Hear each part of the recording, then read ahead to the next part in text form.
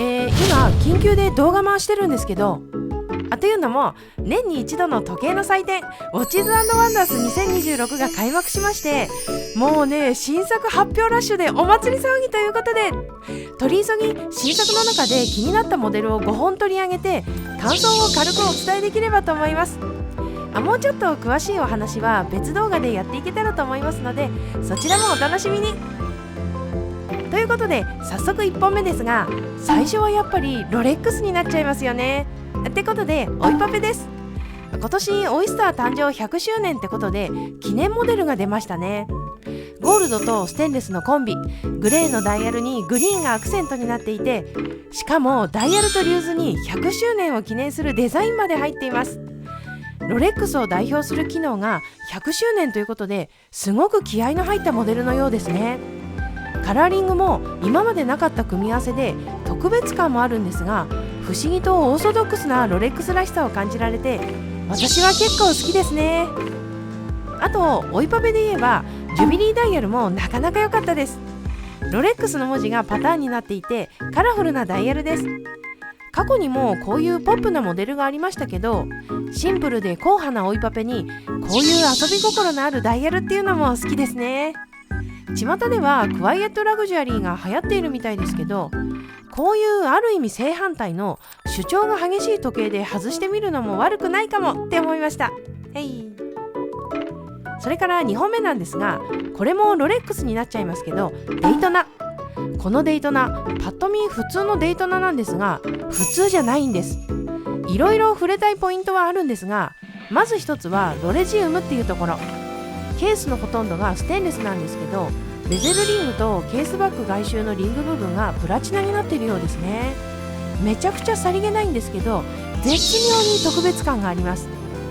それからこのモデルの最大の特徴といえるところがエナメルのダイヤルだっていうところ。ツヤツヤのダイヤルが美しい。もうねえぐいて、こんなん欲しくない人おらんやろって感じのモデルになっちゃってますね。いやー、しかしどうやらカタログ外らしいので入手は困難を極めますが、私の感想としてはヒカキンとか買いそうやなってことですかねはい。続いて3本目なんですが、パテックフィリップのノーチラスですね。ノーチラスは今年が誕生50周年ってことで、その記念モデルが出ました。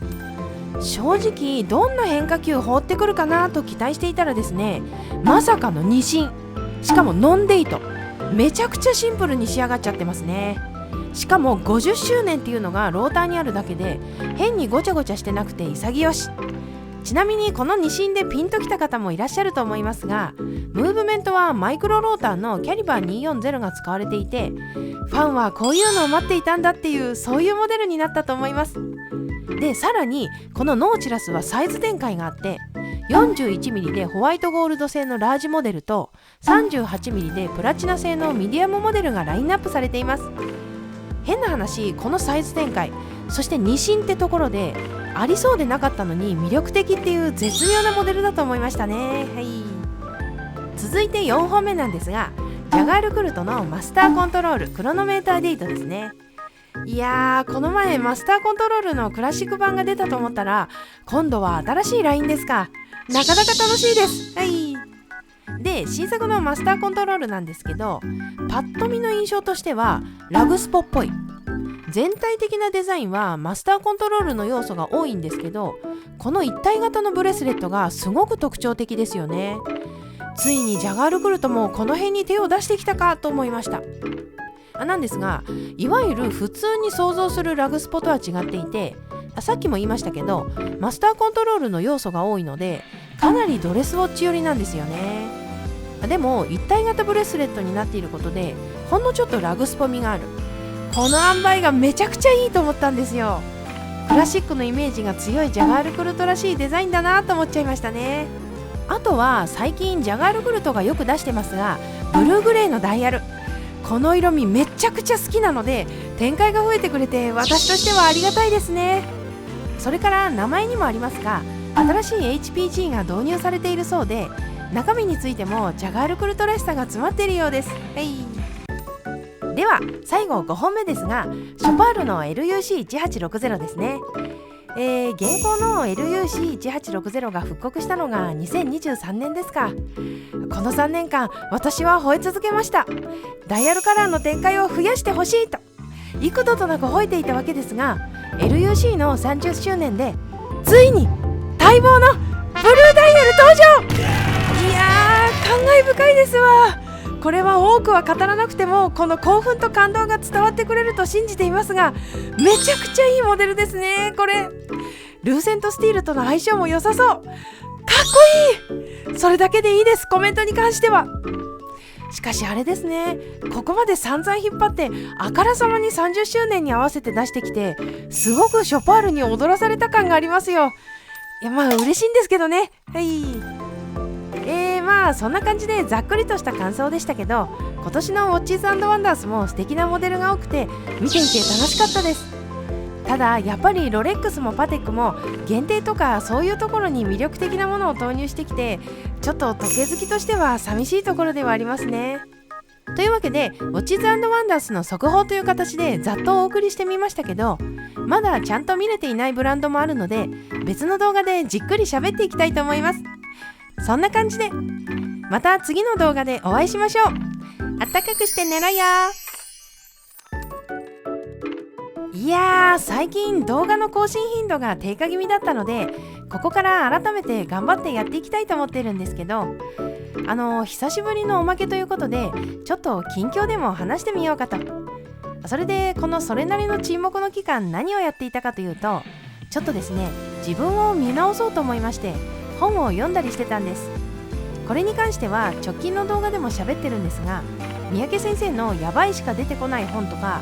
あとは同じ三宅先生の考察する若者たちとか、それから北村先生の批評の教室とか、その辺のやつを読んでましてね。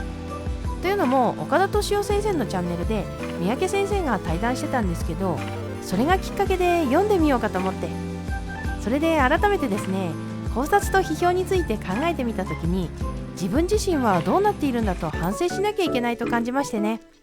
いかんせん情報を発信するようなことをやっているのでね、ブラッシュアップもしていきたいと思いまして。で、それで分かったのは、そもそも批評とはどういう風にすればいいのかっていうところに立ち戻ってみると、正直ですね、今までの私の喋っていることって説明的なことが多くて、感想とか解釈とかそういった批評的なところが薄味すぎたなって気づきましたね。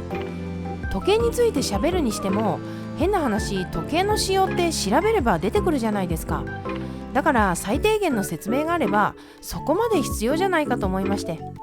でも逆にその時計の解釈とか評価って人によって違っていて、その人からしか出てこないものが当然ながらあるわけですよ。